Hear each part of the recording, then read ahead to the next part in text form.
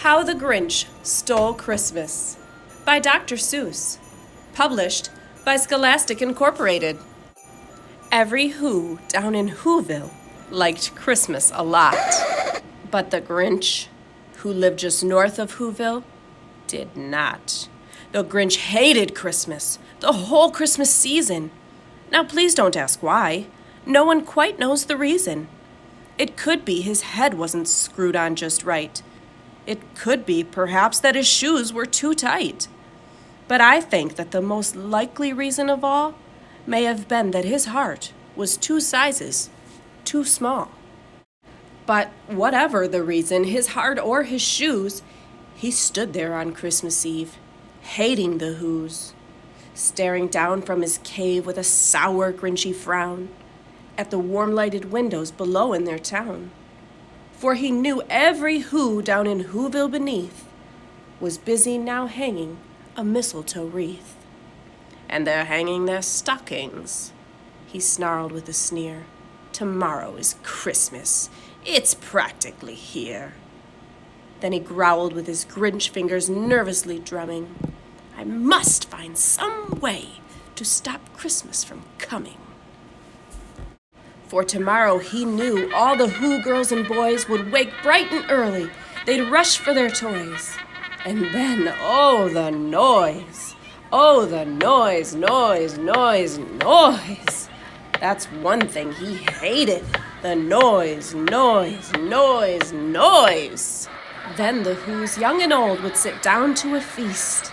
And they'd feast, and they'd feast, and they'd feast, feast, feast, feast. They would feast on Who pudding and rare Who roast beast, which was something the Grinch couldn't stand in the least. And then they'd do something he liked least of all. Every Who down in Whoville, the tall and the small, would stand close together with Christmas bells ringing. They'd stand hand in hand, and the Whos would start singing. They'd sing, and they'd sing, and they'd sing, sing, sing, sing. And the more the Grinch thought of this Who Christmas sing, the more the Grinch thought, I must stop this whole thing. Why, for 53 years I've put up with it now. I must stop Christmas from coming. But how? Then he got an idea.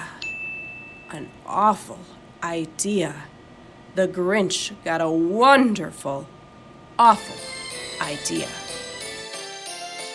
I know just what to do, the Grinch laughed in his throat. And he made a quick Santa Claus hat and a coat. And he chuckled and clucked, what a great Grinchy trick. With this coat and this hat, I look just like Saint Nick. All I need is a reindeer. The Grinch looked around, but since reindeer are scarce, there was none to be found. Did that stop the old Grinch? No.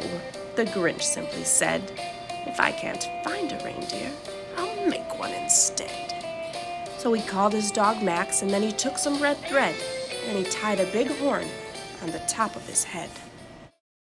Then he loaded some bags and some old empty sacks on a ramshackle sleigh, and he hitched up old Max. Then the Grinch said, get up! And the sleigh started down toward the homes where the Whos lay a snooze in their town. All their windows were dark, quiet snow filled the air. All the Whos were all dreaming sweet dreams without care. When he came to the first little house on the square, this is stop number 1, the old Grinchy Claus hissed, and he climbed to the roof, empty bags in his fist. Then he slid down the chimney, a rather tight pinch, but if Santa could do it, well then so could the Grinch. He got stuck only once, for a moment or two, then he stuck his head out of the fireplace flue, where the little Who stockings all hung in a row. These stockings, he grinned, are the first things to go. Then he slithered and slunk with a smile most unpleasant around the whole room, and he took every present. Pop guns and bicycles, roller skates, drums, checkerboards, tricycles, popcorn, and plums. and he stuffed them in bags. Then the Grinch very nimbly stuffed all the bags, one by one, up the chimney. Then he slunk to the icebox. He took the Who's feast. He took the Who pudding. He took the roast beast. He cleaned out that icebox as quick as a flash. Why, that Grinch even took their last can of Who hash. Then he stuffed all the food up the chimney with glee. And now, grinned the Grinch, I will stuff up the tree. And the Grinch grabbed the tree and he started to shove when he heard a small sound like the coo of a dove.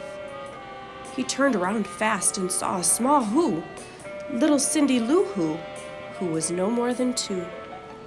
The Grinch had been caught by this tiny Who daughter, who'd got out of bed for a cup of cold water. She stared at the Grinch and said, "Santa Claus, why? Why are you taking our Christmas tree? Why?" But you know that old Grinch was so smart and so slick. He thought up a lie, and he thought it up quick. "Why, my sweet little tot," the fake Santa Claus lied. "There's a light on this tree that won't light on one side. So I'm taking it home to my workshop, my dear. I'll fix it up there, then I'll bring it back here." And his fib fooled the child. Then he patted her head and he got her a drink and he sent her to bed. And when Cindy Lou Who went to bed with her cup, he went to the chimney and stuffed the tree up. Then the last thing he took was the log for their fire. Then he went up the chimney himself, the old liar. On the walls he left nothing but hooks and some wire.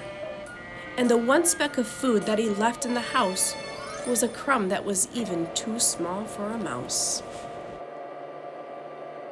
Then he did the same thing to the other Who's houses, leaving crumbs much too small for the other Who's mouses. It was 1/4 dawn, all the Who's still abed, all the Who's still a snooze, when he packed up his sled. Packed it up with their presents, the ribbons, the wrappings, the tags and the tinsel, the trimmings, the trappings. 3,000 feet up the side of Mount Crumpet, he rode with his load to the tip-top to dump it. "Pooh-pooh to the Who's," he was grinchishly humming. "They're finding out now that no Christmas is coming. They're just waking up and I know just what they'll do. Their mouths will hang open a minute or two. Then the Who's down in Whoville will cry, boo-hoo." "That's a noise," grinned the Grinch, "that I simply must hear." So he paused, and the Grinch put his hand to his ear. And he did hear a sound rising over the snow. It started in low, then it started to grow. But the sound wasn't sad. Why, this sound sounded merry. It couldn't be so. But it was merry, very. He stared down at Whoville. The Grinch popped his eyes. Then he shook. What he saw was a shocking surprise. Every Who down in Whoville, the tall and the small, was singing without any presents at all. He hadn't stopped Christmas from coming. It came, somehow or other. It came just the same. And the Grinch, with his Grinch feet ice cold in the snow, stood puzzling and puzzling.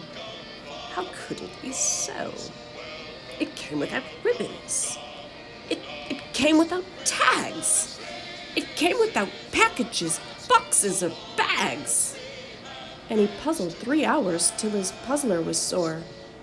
Then the Grinch thought of something he hadn't before. Maybe Christmas, he thought, doesn't come from a store. Maybe Christmas, perhaps, means a little bit more.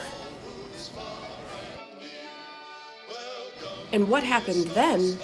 Well, in Whoville they say that the Grinch's small heart grew 3 sizes that day. And the minute his heart didn't feel quite so tight, he whizzed with his load through the bright morning light. and he brought back the toys and the food for the feast. And he himself, the Grinch, carved the roast beast.